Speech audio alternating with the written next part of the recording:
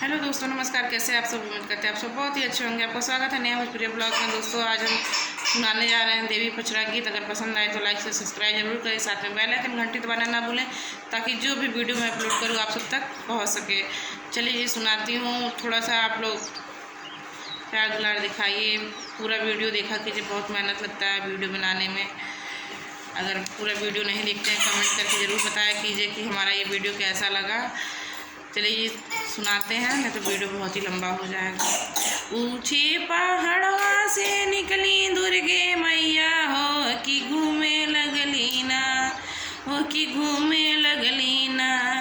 मैया मोरी गौआ के गलियां घूमे लगली ना।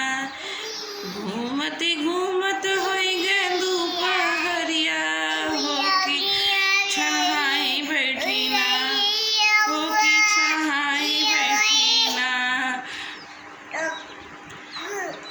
मैया निबिया के तरवा, हो कि छहाई बैठी ना।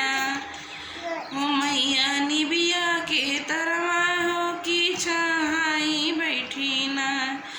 हथवा में डलिया ली है लैके निकली मालिनिया, हो कि पूछे लागी ना, हो कि पूछे लागी ना।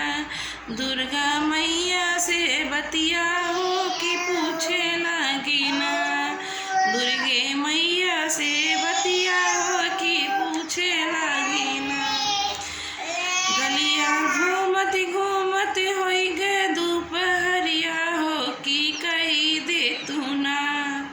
गलिया घूमत घूमत होई गे दोपहरिया, हो कि कही दे तू ना। मालिनिया हमर सिंगार, हो कि कही दे तू ना। फुलवा जे चुन चुन मालिनिया गजरा बनावे हो। फुलवा चुन चुन मालिनिया गजरा बनावे हो। हो लगाई दिहली ना, हो लगाई दिहली ना। माता रानी के आसनवा, हो लगाई दिहली ना। हो माता रानी के आसनवा लगाई दिहली ना। तोहरी चढ़